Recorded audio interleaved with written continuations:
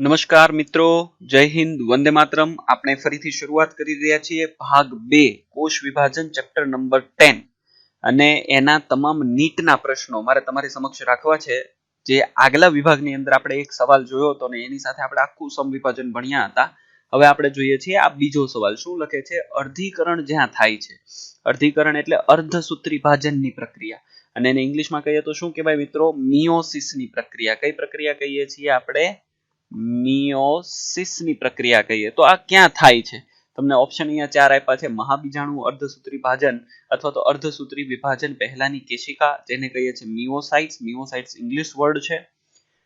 C પર કણી બીજાણુ અને number 4 એટલે કે ડી ઓપ્શન પર અંતરકલિકા એટલે કે ગેમ્યુલ્સ લખ્યું છે. હવે આ ઇંગ્લિશ વર્ડ ગેમ્યુલ્સ ઉપરથી તમને તરત ખ્યાલ આવી જશે કે આપણે ગેમ્યુલ્સ શબ્દ કોના માટે વાપરીએ છીએ. એટલે હું તમને અહીંયાથી શરૂઆત કરું. અંતઃકલિકા અથવા તો આપણે એને શું બોલીએ છીએ? ગેમ્યુલ્સ. આ ગેમ્યુલ્સ એ અલિંગી પ્રજનન માટે વપરાતો શબ્દ છે. અને કોની અંદર અલિંગી પ્રજનન માટે વપરાતો શબ્દ છે? તો તમારે ખાસ કરીને યાદ રાખવાનું છે સ્પોન્જી માટે, અથવા તો એને આપણે શું કહીએ છીએ? વાદળી જે છે એ તો પ્રાણી સમુદાયમાં આવે. પ્રાણી સમુદાયનું સછિદ્ર સમુદાયનું એક ઘટક અથવા તો એક જીવ, જેને આપણે શું કહીએ છીએ? વાદળી કહીએ છીએ. અને વાદળીની અંદર અંતઃકલિકા સ્વરૂપે અલિંગી પ્રજનન થાય છે, એટલે ત્યાં અર્ધીકરણ ન થાય. એટલે આ ઓપ્શન આપણો જે ડી છે એ તો કેન્સલ થઈ ગયો. હવે જો કણી બીજાણુ લખ્યું છે, તમને ખબર છે આ કણી બીજાણુ શબ્દ તમે ક્યાં ભણી ગયા છો? ચાલો બોલો તો તમને બધાને ખ્યાલ છે કે આપણે જ્યારે ચેપ્ટર નંબર 2 ફૂગ સૃષ્ટિ ભણીએ છીએ ત્યારે ફૂગના આપણે જે પ્રજનનના ભાગ છે એને 3 ભાગમાં વિભાજિત કરી દઈએ છીએ. પહેલું જે વિભાજન છે એને આપણે કહીએ છીએ વાનસ્પતિક પ્રકારનું વિભાજન. બીજું વિભાજન છે એને આપણે બોલીએ છીએ અલિંગી પ્રકારનું પ્રજનન, અને છેલ્લે આપણે બોલીએ છીએ લિંગી પ્રકારનું પ્રજનન કહીએ છીએ ને. હવે એમાં વાનસ્પતિક પ્રકારના પ્રજનનની અંદર આપણે વાત કરીએ તો શું કે અવખંડન, ભાજન અને કલિકા સર્જન. એટલે મારે લખવું હોય તો હું અહીંયા લખી દઉં. વાનસ્પતિકમાં કયા કયા આવે છે? અવખંડન, ભાજન અને બોલો કલિકા સર્જન. ચાલો બતાવો મને કે ભાઈ અલિંગીમાં કયા કયા આવે. જો એક નામ તો ઉપર લખ્યું છે, નંબર 1 કણી બીજાણુ, અને બીજું નામ કયું યાદ રાખવાનું છે? તો કે ચલ બીજાણુ. આના દ્વારા એ શું કરે છે? અલિંગી પ્રકારનું પ્રજનન અને લિંગી પ્રકારનું પ્રજનન. તો એમાં તમારે કયા કયા યાદ રાખવાના? પ્રકણી બીજાણુ, અંડ બીજાણુ અને ધાની બીજાણુ. પ્રકણી બીજાણુ. ચાલો બીજું કયું આવશે? અંડ બીજાણુ. અને ત્રીજા નંબર પર કોણ આવશે? ધાની બીજાણુ. ચાલો ક્લિયર થઈ ગયું તમને વાનસ્પતિક, અલિંગી અને લિંગી પ્રજનન. એનો મતલબ આ કણી બીજાણુ વાળો ઓપ્શન પણ આપણો આવશે નહીં. હવે આપણે અહીંયા આવી જાવ 2 શબ્દ. હવે જો આ મહાબીજાણુ એટલે કે એ નામનો શબ્દ સમજાવવા માટે મેં તમને એક ડાયાગ્રામ આપ્યો છે, દેખાય છે? હવે મહાબીજાણુનું બીજું નામ શું છે? માતૃકોષ. મહાબીજાણુ માતૃકોષ તરીકે ઓળખીએ છીએ. હવે આ મહાબીજાણુ છે ને એને બોલવામાં આવે છે મેગાસ્પોર. શું બોલાય છે? મેગાસ્પોર. અને મહાબીજાણુ જે છે એ પોતે કેવો હોય? 2n. અને એનો ઉપયોગ અથવા તો એ ક્યાં કામ લાગે છે? તો મહાબીજાણુ જે છે એમાંથી શું થઈ જાય છે? અર્ધીકરણના અંતે મહાબીજાણુ આ ચતુષ્ક, અને એમાંથી પછી ધીરે ધીરે અંડક નો કોષ બને છે. એટલે કે અંડક કોષ બને છે કે જે કેવો હોય? એકકીય હોય. રાઈટ?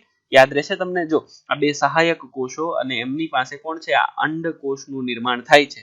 અને એ કોની અંદર જોવા મળે છે? લિંગી પ્રજનનની અંદર જોવા મળે છે. ચાલો તો અત્યારે આ ઓપ્શન પણ આપણે નથી લેતા. તો અર્ધીકરણ ક્યાં થાય છે? તો આપણી પાસે એક જ ઓપ્શન વધે છે, ઓપ્શન નંબર બી. કેવી રીતે? તો અર્ધસૂત્રી વિભાજન એટલે જ મેં તમને કીધું શું કહેવાય? અર્ધીકરણ. એ વિભાજન પહેલાની કેશિકા, અને એ સમયે એ કોષને શું કહેવાય છે? મિયોસાઇટ્સ કહેવાય છે, કે જે હવે કોની અંદર જવા માટે તૈયાર થઈ જાય છે? અર્ધીકરણમાં જવા માટે તૈયાર થઈ જાય છે. અને એટલા માટે જ તમારો જે જવાબ છે એ કોણ આવશે? મિયોસાઇટ્સ. તમને જો મેં કઈ રીતે સમજાવ્યું કે આ 3 ઓપ્શન નથી એટલે કયો ઓપ્શન? ચોથો ઓપ્શન. આપણને આ 3 વિશે ખ્યાલ હતો એટલા માટે આપણે આ ઓપ્શન ઉપર જઈ શકીએ. આને ઉલટી રીતે પણ સમજી શકીએ કે ઓફકોર્સ મિયોસાઇટ શબ્દ આવે એટલે તમને તરત ખ્યાલ આવી જશે કે એવા કોષ કે જે સીધો હવે ક્યાં જવાનો છે? અર્ધીકરણની પ્રક્રિયામાં દાખલ થવાનો છે. મહાબીજાણુ કેમ નહીં? કે મહાબીજાણુને તો હજી અર્ધીકરણની પ્રોસેસમાં દાખલ થતા વાર લાગશે. રાઈટ? અહીંયા ખાલી એક મહાબીજાણુ શબ્દ આપ્યો છે એટલા માટે નહીં. ક્લિયર? હા, આની એક આખી લાઈન સેન્ટેન્સ લખતે તો કદાચ આપણે વિચારતે, પણ મહાબીજાણુને આપણે ડાયરેક્ટલી લેતા નથી. મહાબીજાણુ એ એક શબ્દ છે, કોના માટે વપરાય છે? મહાબીજાણુ માતૃકોષ માટે, અને એમાંથી અંતે કોણ બનશે? અંડકોષ, જે લિંગી પ્રજનન માટે કામ આવશે. તો આ વાત થઈ ગઈ નીટ 2013 માં પૂછાયેલા સવાલને કારણે. ક્લિયર? ચાલો નેક્સ્ટ શબ્દ પર જઈએ, નેક્સ્ટ ક્વેશ્ચન પર જઈએ. શું લખે છે કે અંતર્ગઠન થયેલ સાયનેપ્સ સંસ્વરૂપી રંગસૂત્રની જોડ દ્વારા બનતી રચના. હવે અહીંયા આપણે જે શબ્દ સમજવાનો છે એ સાયનેપ્સ સમજવાનો છે. સાયનેપ્સની ઘટના થાય ક્યાં? અથવા તો તમે લોકો જ્યારે અર્ધસૂત્રી ભાજન ભણો છો ત્યારે આ સાયનેપ્સ ક્યાં ભણવામાં આવે? તો સાયનેપ્સ માટે સીધો જવાબ. હવે એ સીધો જવાબ તમે પણ આપી શકો છો, પરંતુ મારે તમને આ ત્રણે ત્રણ શબ્દ સમજાવવા છે. પહેલો લખ્યું છે એક્ઝોનિમ. જો આ એકચ્યુઅલીમાં ઇંગ્લિશ વર્ડ છે. કેવો વર્ડ છે મિત્રો? ઇંગ્લિશ વર્ડ છે. એક્ઝોનિમને આપણે શું બોલીએ છીએ? તો એને આપણે બોલીએ છીએ અક્ષસૂત્ર. શું કહેવાય? હું અહીંયા લખી દઉં, અક્ષસૂત્ર. અને આ અક્ષસૂત્ર ક્યાં હોય? તો તમે લોકો બધા જ ભણી ગયા છો. ક્યાં? તો કે ચેપ્ટર નંબર 8 ભણ્યા છો. આ ચેપ્ટર નંબર 8 ની અંદર આપણે કોની વાત કરવાની આવે? તો કે પક્ષ્મ અને કશાની વાત કરવાની આવે. એનું બંધારણનો ફોટોગ્રાફ જો ચોપડીનો મેં નીચે દેખાડ્યો છે, તમે ધ્યાનથી જુઓ તો આ કેન્દ્રસ્થ સૂક્ષ્મ નલિકા છે. દેખાય તમને? હા કે ના? અને એનું અરેન્જમેન્ટ તમને ખબર છે કેવું હોય? 9+2 એટલે 12 ના ભાગમાં કેવું કહેવાય? 9. અને અંદરના ભાગમાં કોણ છે? 2. આને આપણે અક્ષસૂત્ર કહીએ છીએ. અને અક્ષસૂત્રની રચના માટે આ એક્ઝોનિમ્સ વપરાય. તો એને રંગસૂત્ર હારે કાંઈ લેવા દેવા નથી. જોઈ લો. ક્લિયર? હવે બીજી વસ્તુ, આની સાથે બે ત્રણ શબ્દ હું તમને સમજાવી દઉં. આ વચ્ચેનું કેન્દ્રસ્થ સૂક્ષ્મ નલિકા છે, અને આ કેન્દ્રસ્થ સૂક્ષ્મ નલિકા સાથે કોણ છે? આ કેન્દ્રસ્થ આવરણ. અને એની સાથે કોણ જોડાય છે? તો કે ત્રિજ્યાવર્તી તંતુકો. તમને ક્વેશ્ચન પૂછે કેટલા હોય ત્રિજ્યાવર્તી તંતુકો, તો તમારે જવાબ દેવાનો છે 9 ત્રિજ્યાવર્તી તંતુકો હોય. અને અહીંયા આ જે નલિકાઓ છે 1 2 3 4 5 6 7 8 અને 9 થઈ ગઈ. ફરતે જીવરસનું જીવરસ પટલ છે. દેખાય? આ રચના કોની છે? તો કે પક્ષ્મ અને કશાની છે. આ પરિવર્તી સૂક્ષ્મ નલિકા જે કેવી હોય? જોડમાં હોય. અને બે સૂક્ષ્મ નલિકાને જોડવા માટે આંતરદ્વિકીય સેતુ હોય, જે તમારી જાણ ખાતર. તો મેં તમને અહીંયા વાત કરી દીધી કે અક્ષસૂત્ર કોનું બને? તો કે બે કેન્દ્રસ્થ સૂક્ષ્મ નલિકાનું બને. કેવું અરેન્જમેન્ટ હોય? 9+2. ક્યાં દેખાય? પક્ષ્મ અને કશામાં તમને દેખાય છે. હવે મારે તમને અહીંયા બીજી વાત પણ સમજાવવી છે. શું? તો કે વિષુવવૃત્તીય પડ. હવે પડ શબ્દની જગ્યાએ આપણે શું બોલીએ છીએ? વિષુવવૃત્તીય તલ. ક્યાં બને છે? જ્યારે કોષ વિભાજનની ઘટના થાય. કોષ વિભાજનની ઘટનામાં અહીંયા પેલા તારા કેન્દ્ર હોય. તારા કેન્દ્ર પોતાનામાંથી દ્વિધ્રુવીય ત્રાક બનાવે અને એ રંગસૂત્રને પકડે છે. કોના દ્વારા? તો કે રંગસૂત્ર અહીંયા કાઇનેટોકોર્સની મદદથી પકડે અને એને એક તલમાં લાવે. એને વિષુવવૃત્તીય તલ કહેવાય. તો હવે સાયનેપ્સની ઘટનામાં એને કોઈ જગ્યા પર કંઈ લાગ્યું વળગતું નથી. એનો મતલબ આ સવાલનો જવાબ આ પણ નહીં હોય. એનો મતલબ નો એક્ઝોનિમ્સ, નો વિષુવવૃત્તીય પડ. એટલે હું પેન બદલી નાખું એટલે તમને ખ્યાલ આવે. રાઈટ? કાઇનેટોકોર્સ પણ નહીં, કેમ કે કાઇનેટોકોર્સ કોણ છે? તો એવી જગ્યા કે જ્યાં દ્વિધ્રુવીય ત્રાક જોડાશે. તો છેલ્લો તમારો જવાબ આવી ગયો. કોણ છે? દ્વિસંયોજક. શું કહીશું આપણે? દ્વિસંયોજક શબ્દથી આપણે એને ઓળખીએ છીએ. ક્લિયર થાય છે? જુઓ, હું તમને હવે અહીંયા બીજી વાત પણ કહું. એટલે કે જ્યારે આપણા શરીરની અંદર અર્ધસૂત્રી ભાજનની ઘટના થાય. કઈ ઘટના થાય? અર્ધસૂત્રી ભાજનની ઘટના થાય છે. આ અર્ધસૂત્રી ભાજનની ઘટના દરમિયાન તમારા શરીરની અંદર કઈ પ્રક્રિયા? તો કે પૂર્વાવસ્થા 1. અને આ પૂર્વાવસ્થા 1 ની અંદર કઈ પ્રક્રિયા? તો કે ઝાયગોટિન. અને આ ઝાયગોટિન જોજો, ચોપડીને તમે સાથે સાથે રાખજો, રિફર કરજો. ઝાયગોટિનની અંદર શું થશે? તો કે એમની અંદર રંગસૂત્ર જે છે એ રંગસૂત્ર પોતાની લંબાઈને અનુસરીને શું બનાવે છે? એક ચોક્કસ પ્રકારની જોડીઓનું નિર્માણ કરે છે. હવે આ જે જોડીઓ હોય ને એની લંબાઈને અનુસરીને જોડીઓનું નિર્માણ કરે. કે જે જોડીઓ હવે એકબીજા સાથે એમના જે રંગસૂત્ર છે એ જોડાઈને કોની રચના કરે? તો કે સાયનેપ્સિસ બનાવે છે. લ્યો, આ તમારો જવાબ બની ગયો. શું બનાવે? સાયનેપ્સિસ બનાવે છે. અને એ સાયનેપ્સિસ છે એ શરૂઆતમાં તમને કેવું દેખાય? દ્વિસૂત્રી. આવી ગયો જવાબ. જો શું દેખાય? દ્વિસૂત્રી અથવા તો દ્વિસંયોજક કહેવાય છે. ત્યાર પછી ક્લિયરલી કેવું દેખાશે? ચતુઃસૂત્રી દેખાશે. ચાલો, તો તમારો આ એક સવાલનો જવાબ અહીંયા ક્લિયર થઈ ગયો મિત્રો. સમજાય છે? ચાલો નેક્સ્ટ ક્વેશ્ચન પર દોડીએ ફટાફટ. અર્ધીકરણના કયા તબક્કામાં રીકોમ્બિનેઝ ઉત્સેચક જરૂરી છે? કયો ક્વેશ્ચન છે? બોલો કયો ક્વેશ્ચન? નીટ 2014 નો ક્વેશ્ચન છે. શું ક્વેશ્ચન છે જુઓ તો કે અર્ધીકરણના કયા તબક્કામાં રીકોમ્બિનેઝ ઉત્સેચકની જરૂર પડે છે? હવે સાંભળો મારી વાત ધ્યાનથી. સૌથી પહેલા તમારી પાસે ચોપડી લઈ લો, ચેપ્ટર નંબર 10 ની અંદર જવાની, એની અંદર અર્ધીકરણમાં જવાની, એની અંદર પૂર્વાવસ્થાની અંદર રીકોમ્બિનેઝ ઉત્સેચક વિશે શરૂઆત કરો જોવાની. જો તમે પૂર્વાવસ્થા 1 ની અંદર જાઓ ને તો ત્યાં તમને આમના વિશે રીકોમ્બિનેશન ઉત્સેચક વિશે મળી જશે અને ફટ દઈને તમને આન્સર પણ મળી જશે. પરંતુ મારે તમને થોડુંક આમાં ડિટેલમાં પણ સમજાવવું છે કે ભાઈ અહીંયા સમજાત રંગસૂત્ર જે છે એ સમજાત રંગસૂત્રના જે ભિન્ન બે એકલ સૂત્રો વચ્ચે વ્યતિકરણ થાય. પહેલી વસ્તુ સમજાત, હું અહીંયા લખતો જાઉં છું. શું કહીએ આપણે તો કે ભાઈ સમજાત રંગસૂત્ર છે એ સમજાત રંગસૂત્રના શું હોય? બે એકલ સૂત્ર. એટલે કે જો આ એકલ સૂત્રો છે ઈ પણ અલગ અલગ રંગસૂત્રના નથી. સમજાત એટલે કે જે રંગસૂત્ર અહીંયા પાસે બેઠેલા છે એમના એકલ સૂત્ર. ક્લિયર થયું અહીંયા સુધી? એમની વચ્ચે કઈ પ્રક્રિયા થાય છે તો કે વ્યતિકરણની પ્રક્રિયા થાય છે. મિત્રો ખાસ યાદ રાખજો, કઈ પ્રક્રિયા થઈ ગઈ? વ્યતિકરણની પ્રક્રિયા થાય છે. અને એ વ્યતિકરણની પ્રક્રિયા એટલે શું તો કે બે સમજાત રંગસૂત્ર વચ્ચે જનીનની અદલા બદલી. એટલે ધારો કે મારે તમને સમજાવવું હોય તો હું ફરીથી આને સમજાવું. એટલે કે સમજી લો કે આ એક રંગસૂત્ર છે અને એમની સાથે આ બીજું રંગસૂત્ર છે. ક્લિયર? તો આ સમજાત રંગસૂત્ર વચ્ચે શું થઈ જાય છે? જનીનની અદલા બદલી. અને આ બંને કેવા છે? જોડીમાં છે. ક્લિયર? હવે એમની વચ્ચે આ જગ્યા પર શું થયું મિત્રો? વ્યતિકરણની ઘટના થાય, સાઇનસની રચના થાય. અને ઈ વ્યતિકરણની ઘટના જે છે એ ચોક્કસ પ્રકારના ઉત્સેચક દ્વારા નિયંત્રિત પ્રક્રિયા છે. કેના દ્વારા? ઉત્સેચક દ્વારા નિયંત્રિત પ્રક્રિયા છે. ચાલો અહીંયા સુધીની વાત ખબર પડી. અને ઉત્સેચક કયો? તો તમારે યાદ રાખવાનું છે રીકોમ્બિનેઝ નામનો ઉત્સેચક છે. કયો ઉત્સેચક? રીકોમ્બિનેઝ નામનો ઉત્સેચક. ચાલો અહીંયા પણ લખી દઉં. રીકોમ્બિનેઝ ઉત્સેચકના કારણે થતી પ્રક્રિયા છે. અહીંયા સુધી તમને ક્લિયર થઈ ગયું? હા કે ના? એનો મતલબ કે જે જનીનનું પુનઃસંયોજન છે એ આ રીકોમ્બિનેઝ ઉત્સેચકના કારણે નિયંત્રિત થતી પ્રક્રિયા છે. હવે ક્યાં થાય? તો તમને જવાબ મળી જશે મિત્રો કે પેક્ટિન અવસ્થામાં થાય છે. મિત્રો કઈ અવસ્થામાં થાય છે?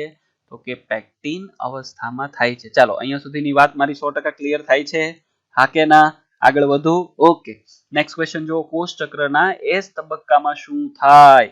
હવે જો આ સીબીએસઈ માં, એઆઈપીએમટી માં, નીટ ની અંદર પણ પૂછાયેલો, એટલે કે 2 થી 3 વાર રિપીટ થયેલો સવાલ છે ને આટલો ચિંદી સવાલ તો તમને બધાને આવડે કે નહીં? શું લખે છે? કોષ ચક્રના એસ તબક્કામાં શું થાય છે? હવે એસ તબક્કામાં બે વસ્તુ થાય. હું તમને સમજાવી દઉં કઈ કઈ બે વસ્તુ. તો સૌથી પહેલા આપણે કોષ ચક્રને દોરી લઈએ, પેન બદલી નાખીએ. ચાલો આ કોષ ચક્ર દોરી લીધું. કોષ ચક્રને બે ભાગમાં વિભાજિત કરી દઈએ. આને કહી દઉં G1, આને કહી દઉં S અને આને કહી દઉં G2. બોલો એસ તબક્કો આપણે ભણી ગયા છીએ. આમના પહેલો ભાગ તમે રિફર કરજો YouTube પર. મેં કોષ ચક્ર, કોષ વિભાજનનો ભાગ 1 આપ્યો છે. એની અંદર મેં તમને આખું કોષ ચક્ર સમજાવ્યું છે. તો આ S ફોર સિન્થેસિસ અથવા તો શું કહીએ છીએ? સંશ્લેષણાત્મક તબક્કો. સંશ્લેષણાત્મક તબક્કો કહીએ છીએ. હવે સાંભળો મારી વાત ધ્યાનથી. તો આ જે સંશ્લેષણાત્મક તબક્કો છે એમાં બે વસ્તુનું સંશ્લેષણ થાય. પહેલું શું થાય તો કે ડીએનએ નું શું થઈ જાય? સ્વયંજનન. એનો મતલબ કે ડીએનએ જે હોય એ ડબલ થાય, એટલે એની અમાઉન્ટ, એનું દ્રવ્યનું પ્રમાણ વધી જશે, ડુપ્લિકેટ થશે. અને બીજું કોણ બેવડાય છે? તો કે તારા કેન્દ્ર પણ શું થઈ જાય છે? બેવડાય છે. એટલે કે એ પણ ડબલ થાય છે. જુઓ હાલો, દરેક કોષમાં ડીએનએ નું પ્રમાણ બમણું થાય. ઓકે, કોષ ચક્રની અંદર દરેક કોષમાં ડીએનએ નું પ્રમાણ બમણું થઈ જાય એટલે સ્વયંજનન થાય. એટલે ડીએનએ કેવું થઈ ગયું? ડીએનએ ગુણ્યા 2 ડબલ થઈ ગયું. દરેક કોષમાં ડીએનએ નું પ્રમાણ સમાન રહે નહીં ભાઈ? આ વાત ખોટી છે, કેમ કે કોષ વિભાજન થાય, એકમાંથી 2 કોષ બને તો બંનેમાં એક સરખું મટીરીયલ આપવું પડે. એટલે આ ઓપ્શન રંગસૂત્રની સંખ્યા વધે. એસ તબક્કા દરમિયાન રંગસૂત્ર દેખાતા જ નથી. હલો હલો હલો, રંગસૂત્ર તો તમે ક્યારે જોઈ શકો છો? when you are entering into the M phase, otherwise you can't see chromosome. તો આ ઓપ્શન પણ નહીં બને મિત્રો. અને ડી ઓપ્શન, દરેક કોષમાં ડીએનએ નું પ્રમાણ અડધું. ઓ બાપા, આ ઓપ્શન તો આવે જ નહીં, અડધું ક્યારેય થાય નહીં મિત્રો. ક્લિયર છે? તો તમારા માટે જવાબ બની ગયો કયો? Option number A is correct answer. Now એના પછીનો સવાલ જુઓ. જો કોષમાં શરૂઆતનું ડીએનએ નું પ્રમાણ 2C હોય તો કોષ ચક્રના કયા તબક્કામાં તેનું પ્રમાણ 4C થાય? Very very important question. શું કીધું છે? કોષ ચક્રનો કોઈ એક તબક્કો જ્યારે ડીએનએ નું પ્રમાણ કેવું હોય? 2C હોય, અને કોષ ચક્રના કયા તબક્કામાં એનું પ્રમાણ 4C થાય છે? આવો શબ્દ તમને કીધો છે. હવે તમારે જ્યારે આવો સવાલ આવે તો આ સવાલને સમજવા માટે અહીંયા ચાલ્યું જવાનું, કોષ ચક્રમાં ચાલ્યું જવાનું. અને એ કોષ ચક્રમાં તમે જુઓ, જીવન ફેઝ છે એની અંદર તો ડીએનએ નું પ્રમાણ કેટલું કહીએ તો જીવન ફેઝની અંદર ડીએનએ નું પ્રમાણ મારે સમજવું હોય તો હું શું કહીશ કે ભાઈ 2N હોય, અને 2N ની સાથે સાથે કેટલું કહીએ આપણે? 2C કહીએ. આ વાત ક્લિયર થાય છે તમને? હા કે ના? હવે સાંભળજો. આ એસ તબક્કો હોય, એસ તબક્કો, એ તબક્કા દરમિયાન આપણે શું કહીએ છીએ તો કે ભાઈ આ તબક્કા દરમિયાન ડીએનએ કેટલું થયું? ડબલ થયું. સાંભળજો. પરંતુ અહીંયા 2C નું 4C બમણું થયું ને, એટલે કે દ્રવ્યનું પ્રમાણ ડબલ થઈ ગયું. પરંતુ અહીંયા આપણે એવું બોલીએ 2N નું 4N થતું નથી, દ્રવ્યનું પ્રમાણ ડબલ થયું. સ્વયંજનન થવાને કારણે રંગસૂત્ર નથી પેલા થઈ ગયા. હલો, ક્લિયર થાય છે મારી વાત? એટલા માટે આપણે બોલીએ છીએ કે ભાઈ એસ તબક્કા દરમિયાન 2C નું કેવું થઈ ગયું? 4C થઈ ગયું. એનો મતલબ જ્યારે G2 માં એ કોષ આવશે, G2 તબક્કામાં, ત્યારે પણ દ્રવ્યનું પ્રમાણ તો ડબલ જ છે. હલો, 2C નું 4C. હવે ઓપ્શન ને જુઓ. ચાલો, G0 નહીં બોલી શકીએ, G2, G1 ના બોલી શકીએ, આ ઓપ્શન ને ગોળી મારી દઈએ. મારો ગોળી ઢીસકી આવું કરીને. ચાલો અહીંયા જુઓ, G1 માં તો 2C છે, તો 4C. S માં ખરું પણ G1 માં નહીં, એટલે આ ઓપ્શન ને અનુલક્ષીને પણ બી નહીં. હવે જો માત્ર G2 જુઓ, ચાલો માત્ર G2, અહીંયા લખ્યું છે માત્ર G2. તમારી ચોપડી તમે ચેક કરશો તો તમને ખબર પડશે, ખાલી G2 પણ નહીં બોલાય. હલો, કે બોલાય? ચાલો હવે જે ત્રીજો ઓપ્શન છે એ છે માત્ર G2, અને ચોથો ઓપ્શન જે છે એ છે G2 અને M. હવે મારી વાત ખૂબ ધ્યાનથી સમજજો. એસ તબક્કામાં જો દ્રવ્ય 2C થઈ જતું હોય અને 2C નું 4C થઈ જતું હોય, સાંભળજો મારી વાત ધ્યાનથી, 2C નું 4C થઈ જતું હોય તો એ જ G2 અવસ્થામાં પણ કેટલું રહે? 4C જ રહે. એનો મતલબ G2 અવસ્થા દરમિયાન એ 4C છે, પરંતુ એ જ દ્રવ્ય જ્યારે M ફેઝમાં જાય સર ત્યારે પણ એ ડબલ ન રહે, ત્યારે પણ એ દ્રવ્યનું પ્રમાણ બમણું ન રહે. તમારી વાત સાચી છે, સાંભળજો ધ્યાનથી, તમારી વાત સાચી છે કે M તબક્કામાં જશે ત્યારે પણ એ દ્રવ્યનું પ્રમાણ જે છે એ 4C થાય, પરંતુ ક્યાં સુધી? તો કે પૂર્વાવસ્થા અને ભાજના અવસ્થા સુધી. કેમ? કેમ કે એના પછી એટલે 3 નંબરની અવસ્થા એટલે કે ભાજનોત્તર અવસ્થા, અને આ અવસ્થા એને આપણે ઇંગ્લિશમાં બોલીએ છીએ એનાફેઝ. અને એનાફેઝ દરમિયાન શું થઈ જાય છે? પેલા દ્વિધ્રુવીયતા ખેંચાય અને જે પેલા રંગસૂત્રો છે એ છૂટા પડે, એટલે કે આ રંગસૂત્ર કાઇનેટોકોરથી બંને ધ્રુવો તરફ જવાના થાય, એટલે કે અહીંયા રંગસૂત્રનું પ્રમાણ કેવું થઈ જશે? છૂટું પડે. રંગસૂત્ર છૂટું પડવાને કારણે એનું પ્રમાણ કેવું થઈ જાય? અડધું. કેમ કે ત્યારબાદ નવા બાળકોષ બનવાના છે મિત્રો. તો એ સમયે જે દ્રવ્ય છે એ 4C નું કેટલું થઈ જશે?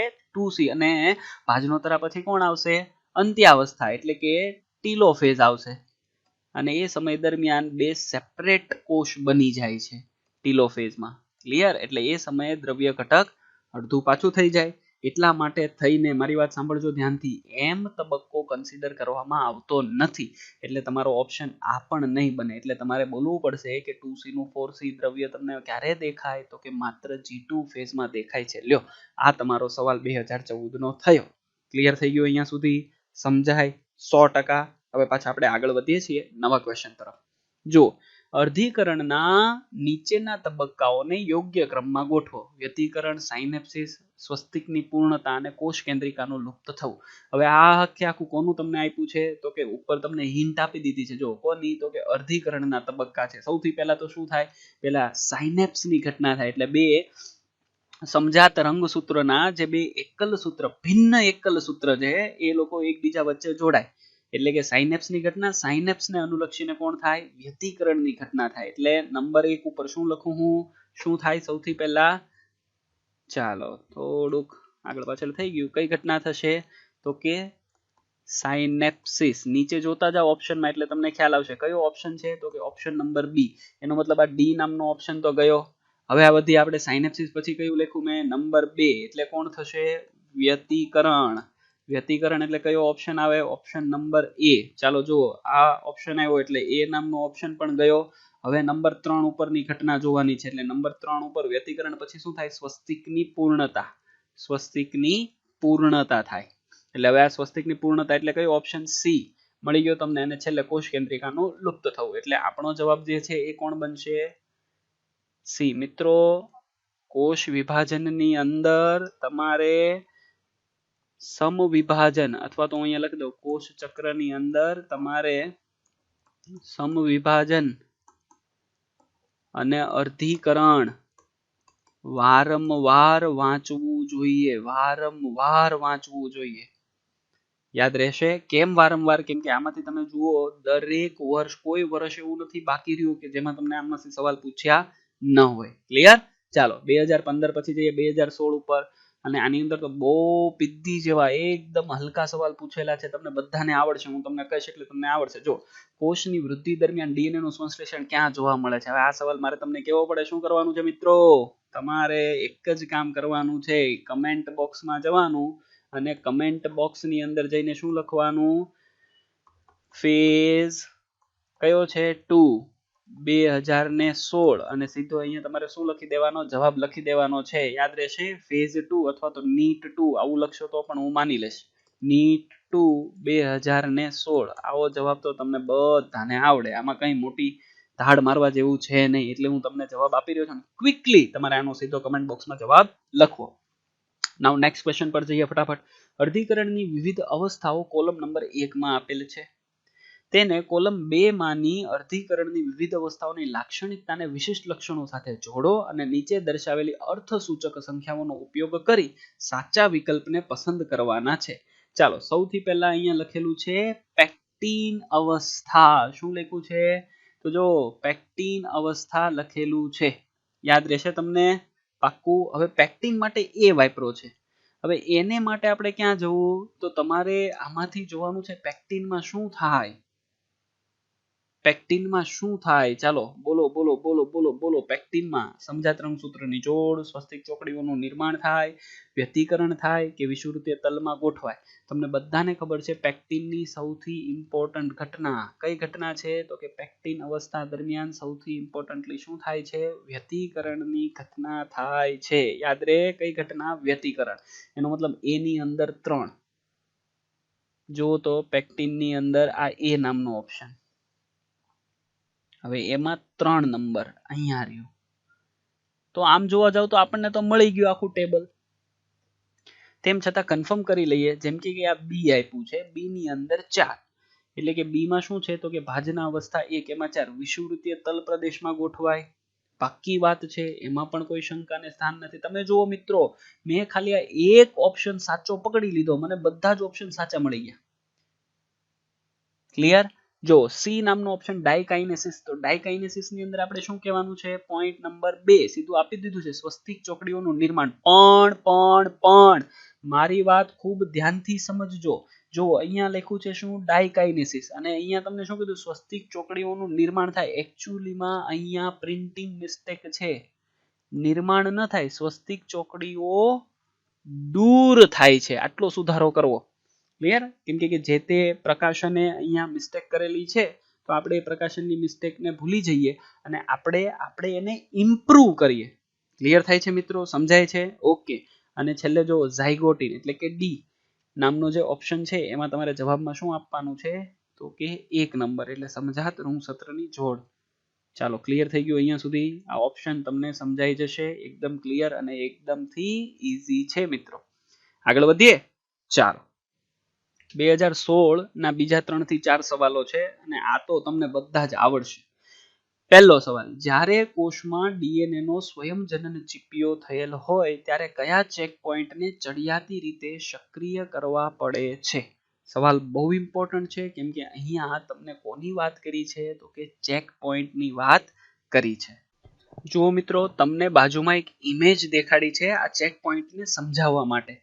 તો કયા ચેક પોઈન્ટને ચડિયાતી રીતે સક્રિય કરવા પડે? હવે જો અહીંયા આ ડીએનએ સ્વયંજનન ચાલુ થઈ ગયું છે. તમને શું કીધું છે? ડીએનએ નું સ્વયંજનન ચાલુ થઈ ગયું છે. એનો મતલબ એ ઓલરેડી કયા તબક્કામાં હશે? તો તમને બધાને ખબર છે સિન્થેસિસ ફેઝ, એટલે કે એસ ફેઝની અંદર અત્યારે આપણું ડીએનએ ચાલ્યું ગયું છે. એનો મતલબ એ જીવનમાંથી તો પાસ થઈ ગયું છે. એટલે એને કયો ચેક પોઈન્ટ પાસ કરી દીધો છે? આ ચેક પોઈન્ટ છે. તો એમણે કયો ચેક પોઈન્ટ પાસ કરી દીધો છે? તો કે જીવનનો ચેક પોઈન્ટ, જેનું નામ છે cyclin cell cycle check point. એટલે આને મારે બોલવું હોય તો શું બોલાય? Cyclin cell cycle check point. આ એને પાસ કરી દીધો છે. તો જ એ ક્યાં આવી શકે છે? ડીએનએ સિન્થેસિસ એઝ ફેઝની અંદર. ખૂબ ધ્યાનથી સમજો વિડીયોમાં મિત્રો, કે આ જે ચેક પોઈન્ટ હોય ને એ કોષ ચક્રનું નિયમન કરે છે, જોવા માટે કે ભાઈ ક્યાંય કોષ ચક્ર ખોટી રીતે તો આગળ નથી વધ્યું. કેમ કે ખોટી રીતે આગળ વધશે તો ભૂલ ભરેલો નવો કોષ બનશે, અને નવો કોષ જો ભૂલ ભરેલો બને તો એનો મતલબ કે એના પછીનો કોષ પણ એ ભૂલ ભરેલો બનાવશે, ને જેના કારણે થઈને આપણી દેહધાર્મિક ક્રિયાઓમાં તકલીફ પડે. એટલે ચેક પોઈન્ટ, તમે વિચારો કેટલી બ્યુટીફુલ મિકેનિઝમ આપણા શરીરની અંદર છે. એક એક ચેક પોઈન્ટ એક એક જગ્યા પર નાનામાં નાના અણુને પણ એ ચેક કરે છે કે પરફેક્ટલી એ મૂવ ઓન થાય છે કે નહીં. તો જીવન ચેક પોઈન્ટનું કામ શું? તો કે સેલની સાઇઝ, પોષણ, એના ગ્રોથ ફેક્ટર, એને ડીએનએ નું ડેમેજ છે કે નહીં એ ચેક કરે છે. અને જો અહીંયા સેલ સાઇઝમાં, ન્યુટ્રિશનમાં, ગ્રોથ ફેક્ટરમાં કે ડીએનએ ની અંદર કંઈ પણ ડેમેજ હશે તો એ કોષને ચેક પોઈન્ટમાંથી આગળ નહીં વધવા દે. એ કોષને ત્યાં જ રોકી રાખશે, ચલણ ફાડશે. આપણે ત્યાં પોલીસ ચેક પોઈન્ટ પાસે ઊભી હોય ને, લાવો લાયસન્સ લાવો. લાયસન્સ ન હોય આપણી પાસે, પીયુસી ન હોય તો સીધી ગાડી ની ચાલો ભાઈ સાઈડમાં લઈ જાઓ, બધું ક્લિયર કરો, પૈસા ભરો ને પછી જાઓ. મિત્રો, ડ્રાઇવિંગ કરો છો તો તમારી પાસે ડ્રાઇવિંગ માટેના ઓફિશિયલ્સ જેટલા પણ વસ્તુની જરૂર પડે તમારી પાસે રાખવી જોઈએ. અને તમે અત્યારે 11th કે 12thમાં હોય, બની શકે તો ડ્રાઇવિંગ ઓછું કરવું, કેમ કે હજી તમે લાયસન્સ ધારક નથી થયા. પાછા આવી જાવ અહીંયા. તો અહીંયા ચેક પોઈન્ટ છે જીવન. જો આમાં કશી પણ જગ્યા પર ભૂલ ભરેલું હશે તો ફરીથી કોષ જીવનના ચેક પોઈન્ટ પાસેથી નીકળીને ક્યાં ચાલ્યો જાય? G0 માં. એ કોષને અટકાવી દે છે. આગળ કોષ ચક્ર ચાલતું નથી જ્યાં સુધી એ ડીએનએ ડેમેજ રિપેર ના કરે ત્યાં સુધી. હવે આપણને તો અહીંયા શું કીધું છે? ડીએનએ સ્વયંજનનનો ચીપિયો થયેલો હોય, એનો મતલબ કે ચેક પોઈન્ટ જીવનમાંથી પાસ થઈને હવે ક્યાં આવી ગયો? એસ ફેઝની અંદર આવી ગયો છે. અને હવે એને કયા ચેક પોઈન્ટને ચડિયાતી રીતે સક્રિય કરવા પડે? એટલે હવે એસ તબક્કામાંથી ક્યાં ચાલ્યો જશે? G2 તબક્કામાં. અને G2 માંથી એને ક્યાં જવું છે? M તબક્કામાં. તો એને આ ચેક પોઈન્ટને ચડિયાતો કરવો પડે. અને આ ચેક પોઈન્ટ કોની વચ્ચે છે? તો કે G2 અને M ની વચ્ચે છે. ક્લિયર? જે સેલ સાઇઝ અને સ્વયંજનન એટલે કે ડીએનએ રેપ્લિકેશન નું કામ જે છે એનું ધ્યાન રાખે છે. એટલે આપણે આ ચેક પોઈન્ટને ચડિયાતી રીતે સક્રિય કરવો પડે. જો M ના નહીં, G2 M અને M તો કે પણ નહીં, કેમ કે અહીંયા M આવે છે. ખાલી G2 અને ઓબ્લિક M હોત તો આપણે આને ચલાવી લેત. બંને નહીં, કોઈ એક. G1 અને S તો કે આ પણ નહીં. એટલે તમે જો ઓપ્શન આ ત્રણેય ડિલીટ થઈ ગયા અને તમારી પાસે એક જ ઓપ્શન વધ્યો, G2/M. એટલે G2 થી એને M માં જવા માટે જે ઘટકની જરૂર પડે એ ચેક પોઈન્ટ હોવો જોઈએ, કે જે સક્રિય થવો જોઈએ, સક્રિય કરવો પડે. કેમ? તો જ આપણે સેલ સાઇઝ અને ડીએનએ ના સ્વયંજનનને સંપૂર્ણ થયું છે કે નહીં, વ્યવસ્થિત થયું છે કે નહીં, પરફેક્ટલી થયું છે કે નહીં એ જોઈ શકીએ છીએ. ચાલો નેક્સ્ટ પોઈન્ટ. નેક્સ્ટ સવાલ છે, ત્રાકતંતુઓ ખાલી જગ્યાની સાથે જોડાય છે. બહુ સિમ્પલ સવાલ છે. હું કહું કે તમે જવાબ આપશો તો લખજો આવી રીતે કમેન્ટ બોક્સની અંદર. આમ સેકન્ડ કરવાનું, કેમ કે આગળ તો મેં તમને એક સવાલ કમેન્ટ બોક્સમાં આપ્યો છે, આ સેકન્ડ કરીને લખવાનું 2016 અને એનો આન્સર અહીંયા લખજો મિત્રો. ઓકે, મારે કહેવાની જરૂર નથી. ત્રાકતંતુઓ કેની સાથે જોડાય? તમને કોષચક્ર અગાઉનો પાર્ટ 1 મેં ગો ફોર પાર્ટ 1. હા બાય ધ વે, જો તમે લોકોએ પાર્ટ 1 ન જોયું હોય તો કોષચક્રનો પાર્ટ 1 એટલે કે આની પહેલાનો જે ભાગ છે એ ખાસ જુઓ. એની અંદર મેં આખું કોષચક્ર સમજાવ્યું છે, જેના કારણે તમને આ આન્સર ઓલરેડી આવડી જશે. ચાલો એના પછીનો સવાલ જુઓ. દૈહિક કોષોમાં સમવિભાજન દરમિયાન નીચેના પૈકી કયું લાક્ષણિક લક્ષણ હોતું નથી? દૈહિક કોષો હિન્ટ આપી દીધી છે અને દૈહિક કોષો સાથે તમને સમવિભાજન કહી દીધું છે. તો સમવિભાજનમાં કોણ ન હોય? અર્ધીકરણની ઘટના ન થાય. ત્રાકતંતુઓ સમવિભાજનમાં હોય, રંગસૂત્રનું હલનચલન સમવિભાજનમાં હોય, કોષ કેન્દ્રિકા અદ્રશ્ય પૂર્વાવસ્થાના અંત ભાગમાં થઈ જાય. કોણ ન હોય? સાયનેપ્સિસ. સિમ્પલ છે ને? બે એકલ સૂત્રનું જોડાવવું, સમજાત રંગસૂત્રના એકલ સૂત્ર જોડાવા, આ ઘટના ન થાય એટલે તમારો જવાબ તમને અહીંયા મળી ગયો. અર્ધીકરણમાં વ્યતિકરણ એટલે કે ક્રોસિંગ ઓવરની શરૂઆત કયા તબક્કે થાય છે? Very very powerful, very good question. અર્ધીકરણમાં વ્યતિકરણની શરૂઆત કયા તબક્કે થાય છે? તમારા પર સવાલનો જવાબ મૂકું છું. તમારે મને આનો જવાબ દેવાનો છે. શું લખવાનું? તો કે 3 નંબર. જો 2016માં કેટલા બધા સવાલ પૂછાણા છે. 3 નંબર 2016. અને અહીંયા તમારે શું લખી દેવાનો છે? આન્સર. એકદમ સિમ્પલ ક્વેશ્ચનના આન્સર તમારા પર છોડું છું. કમેન્ટ બોક્સ ભરી દેવાનું છે આનાથી. ઠીક છે મિત્રો? ઓકે, આગળ વધી રહ્યા છીએ આપણે. વર્ષ 2017 નો ક્વેશ્ચન છે. જો ક્વેશ્ચન શું છે? એપીસી ભાજનોત્તર ઉત્તેજના સંકુલ એટલે કે એનાફેઝ પ્રમોટિંગ કોમ્પ્લેક્સ. એપીસી નું ફૂલ ફોર્મ શું થાય? તો કે એનાફેઝ પ્રમોટિંગ કોમ્પ્લેક્સ. એટલે કે મારે આને જો અંડરલાઈન કરીને સમજાવવું હોય તો this is A, this is P and this is C. ભાજનોત્તર ઉત્તેજના સંકુલ. અહીંયા સુધી ખબર પડી? પ્રોટીનનું વિઘટન કરતી મશીનરી છે. એનો મતલબ કે આ એપીએસ નું કામ શું છે? પ્રોટીનનું વિઘટન કરવાનું, જે પ્રાણી કોષમાં યોગ્ય સમભાજન માટે જરૂરી છે. એટલે યોગ્ય સમભાજન જો પ્રાણી કોષમાં કરવું હોય, સમવિભાજન, તો એપીસી નું એક્ટિવેશન થવું ખૂબ જરૂરી છે. યોગ્ય સમવિભાજન માટે જરૂર. જો એપીસી મનુષ્યના કોષોમાં ખામીયુક્ત હોય તો નીચેનામાંથી શું થઈ શકે છે? હવે સાંભળજો મારી વાત. આપણને અહીંયા શું કીધું છે? ભાજનોત્તર અવસ્થા. એટલે હવે તમારે ફટાફટ આંખ બંધ કરીને ભાજનોત્તર અવસ્થામાં જવાનું છે. ભાજનોત્તર અવસ્થામાં સૌથી પહેલા શું થાય? કોણ કહેશે મને? તો ભાજનોત્તર અવસ્થામાં અહીંયા કોણ હતું? ધ્રુવ પ્રદેશ પર પહેલા તારા કેન્દ્ર. મારી વાત ખૂબ ધ્યાનથી સમજજો. અને આ તારા કેન્દ્ર શું કરે છે? પોતાનામાંથી ત્રાકતંતુઓનું નિર્માણ કરે છે. સમજી લો, આ બધા ત્રાકતંતુઓ છે. અને હવે આ ત્રાકતંતુઓ કોની સાથે જોડાય છે? તો તમને બધાને ખબર છે ત્રાકતંતુઓ કોની સાથે? તો ત્રાકતંતુઓ આ જે રંગસૂત્ર છે એ રંગસૂત્ર પર કોણ આવેલા હોય? તો કે સેન્ટ્રોમિયર ઉપર આવેલા કાઇનેટોકોર્સ. આ વ્હાઇટ કલરના હું શું દોરું છું? કાઇનેટોકોર્સ. અને વચ્ચેના ભાગમાં રેડ કલરનું કોણ દોરું છું? સેન્ટ્રોમિયર. તો આમને કોની સાથે જોડાવાનું છે? તો કે આમને પેલા કાઇનેટોકોર્સ સાથે જોડાવાનું છે. સાંભળજો મારી વાત ધ્યાનથી. હવે જો પ્રાણીઓની અંદર સમવિભાજન દરમિયાન, ચાલો આ તમને ખબર પડે, આ ધ્રુવ થઈ ગયા, ત્રાકતંતુઓ થઈ ગયા, આ કોણ થઈ ગયું? તારા કેન્દ્ર થઈ ગયું, અને આ મેં રંગસૂત્ર દોર્યા છે. આ એના કાઇનેટોકોર્સ છે. હવે સાંભળજો, અહીંયા એપીસી ભાજનોત્તર ઉત્તેજના સંકુલ પ્રોટીનનું વિઘટન કરતી મશીનરી અને પ્રાણી કોષમાં યોગ્ય સમવિભાજન કરવા માટે જરૂરી છે. હવે જો એપીસી રેગ્યુલર કામ કરતું હોય તો યોગ્ય સમવિભાજન થાય. આ રંગસૂત્ર એકબીજાથી છૂટા પડે અને એ એકબીજાથી કઈ તરફ ભાગશે? બોલો? પોતપોતાના ધ્રુવ તરફ ચાલ્યા જશે. સિમ્પલ છે ને? આ જ પ્રોસેસ થવી જોઈએ.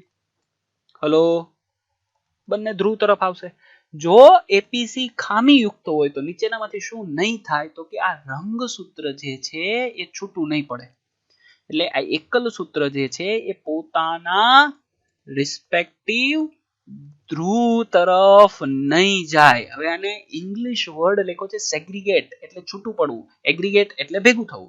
તો રંગસૂત્ર જે છે એ સેગ્રીગેટ નહીં થાય, એટલે કે એ છૂટા નહીં પડે. લ્યો, આ તમારો જવાબ મળી ગયો. ઇંગ્લિશ વર્ડ છે એટલા માટે તમને થોડું કન્ફ્યુઝિંગ લાગે.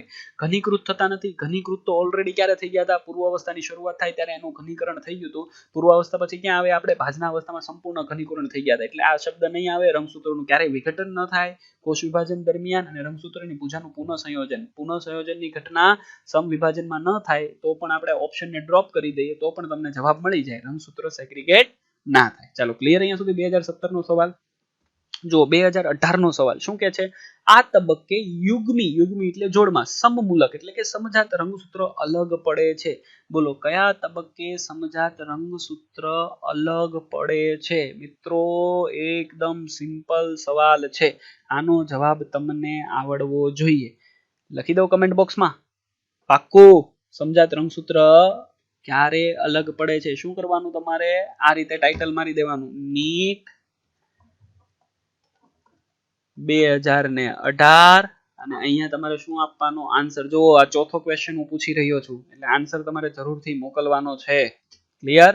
ચાલો 2019 ના સવાલ પર નજર નાખીએ. 2019 નો પહેલો સવાલ શું લખે છે કે Z0 તબક્કામાં કોષો. હવે તમને બધાને ખબર છે Z0 શબ્દ આવે છે. Z0 શબ્દ આવો એટલે કઈ અવસ્થા કહેવાય? તો તમને ખ્યાલ છે વિરામી અવસ્થા કહેવાય. Z0 શબ્દ આવે એટલે કઈ અવસ્થા કહીશું આપણે? વિરામી અવસ્થા કહીએ. અને વિરામી અવસ્થામાં જે કોષો છે એમાં કોષચક્રનો અંત કરે છે આવું હોય, કોષચક્રમાંથી બહાર આવે છે એવું હોય, કોષચક્રમાં પ્રવેશે અને કોષચક્રને અટકાવી દે. હવે આમ તમે જોવા જાવ ને તો આના ઘણા બધા મિનિંગ લઈ શકાય. કોષચક્રનો અંત કરે કેમ કે G0 માં આવ્યા પછી નવું કોષચક્ર ચાલુ નથી થવાનું, તો એમ પણ બોલે કોષચક્રને અટકાવી દે. કોષચક્રમાં પ્રવેશે તો ક્યારેય નહીં. હવે મારી વાત સાંભળો. ચોપડીમાં જે લખ્યું છે એ પ્રમાણે આપણે જવાબ દેવાનો છે Z0 એ કોષચક્રમાંથી બહાર આવે છે. યાદ રાખજો, G0 તબક્કામાં કોષો કોષચક્રમાંથી ક્યાં આવી ગયા? બહાર આવી ગયા. ક્લિયર થાય છે? સંપૂર્ણપણે સમજાય છે? આ પોઈન્ટ તમારે યાદ રાખવાનો છે. અને એ ક્યાંથી બહાર આવી ગયા? કયા ભાગમાંથી બહાર આવી ગયા? તો 2020 નો સવાલ બની ગયો, જીવનમાંથી બહાર આવી ગયા. ક્લિયર થાય છે મિત્રો? સમજાય? 100%. આ પોઈન્ટ તમારે યાદ રાખવાનો છે. આગળ વધીએ આપણે. કોષચક્રના વિવિધ તબક્કાઓની સાચી ગોઠવણી આ મુજબ છે. એકદમ પીધી જેવો સવાલ છે. સૌથી પહેલા કોષચક્ર ક્યાં હોય? જીવન. જીવનમાંથી S માંથી G2 અને પછી M તબક્કો. કોઈ પણ ઓપ્શન બીજો જોવાની જરૂર જ નથી, એ તમારો ઓપ્શન બની જાય છે. જોઈ લો. ક્લિયર? તો આ નીટ 2019 નો સવાલ તમારી સામે થઈ ગયો. હવે આપણે સવાલ કયો જોવાનો છે? નીટ 2020 નો. કયો સવાલ જોવો છે મિત્રો? નીટ 2020 નો સવાલ. તો જુઓ મિત્રો, 2020 નો સવાલ શું કહે છે? તો કે વર્ષ 2020 ની અંદર એક સવાલ પૂછાઈ ગયો કે ભાઈ કોષ વિભાજન પામતા કોષો જે તે સમયે કોષચક્રમાંથી બહાર આવી જાય છે. સાંભળજો ધ્યાનથી. કોષ વિભાજન પામતા કોષો અથવા તો વિભાજન પામતા કોષો એ પોતે શું થઈ જાય છે? ઇનએક્ટિવ થઈ જાય છે અને એ લોકો નિષ્ક્રિય અવસ્થામાં આવી જાય છે. એટલે કે ઇનએક્ટિવ એટલે નિષ્ક્રિય થઈ જાય છે. અને નિષ્ક્રિય થઈને કઈ અવસ્થામાં? તો કે વિરામી અવસ્થામાં દાખલ થઈ જાય છે. તો એ આ વિરામી અવસ્થામાં કઈ અવસ્થા પછી એટલે કે કોષચક્રની કઈ અવસ્થા પછી એ વિરામી અવસ્થામાં એટલે કે Z0 ફેઝમાં દાખલ થાય? હવે આપણી ચોપડીને અનુસાર આપણે જઈએ એટલે કે NCERT ને અનુસાર જો આપણે જવાબ આપીએ, કેમ કે આની અંદર ઘણો બધો મિક્સ પ્રતિસાદ એ સમયે સવાલને મળેલો, આ સવાલ ચેલેન્જ પણ થયેલો, પણ આપણે NCERT ને અનુસાર જઈએ તો ત્યાં આપણે જે જવાબ આપવાનો છે એ છે G1 ફેઝ. કયો ફેઝ છે? જીવન તબક્કામાંથી બહાર નીકળી જાય છે. કેમ? કેમ કે આપણા શરીરના દરેક કોષો સતત કોષ વિભાજન નથી કરતા. અમુક કોષો એ કોષ વિભાજન કરીને પછી સ્થાયી થઈ જાય છે. એટલે કે કઈ અવસ્થામાં આવી જાય છે? Z0. કેમ કે ચયાપચયક રીતે તો એ કેવા છે? એક્ટિવ છે. બીજી વસ્તુ, ક્યારેક કોઈ જગ્યા પર કોષ મૃત પામે અથવા તો ત્યાં ઇન્જરી થાય, કોષો ડેમેજ થાય, કોષો તૂટી જાય તો જ એ જગ્યા પર કોષ વિભાજન થાય છે. અધરવાઇઝ એ કઈ અવસ્થામાં ચાલ્યા જાય છે? વિરામી અવસ્થામાં ચાલ્યા જાય છે. તો કયા કોષચક્રના કયા ફેઝમાંથી નીકળીને? તો તમારે જવાબ દેવાનો છે G1 ફેઝમાંથી નીકળીને. ક્લિયર મિત્રો? તો અહીંયા સુધી મેં કોષ વિભાજનમાંથી નીટની અંદર પૂછાયેલા સવાલો તમામ મેં સમજાવ્યા. તમે અમારા આ પ્રયત્નને લાઈક, સબસ્ક્રાઇબ અને શેર કરી શકો છો. તમારા મિત્રો સુધી પહોંચાડી શકો છો અને નીટની તૈયારી કરતા બાળકોને મેક્સિમમ તમે આ પ્લેટફોર્મ પર લાવી શકો છો. આ સાથે જય હિન્દ, વંદે માતરમ. નવા ચેપ્ટર સાથે આપણે ફરીથી મળીશું. થેન્ક યુ સો મચ મિત્રો.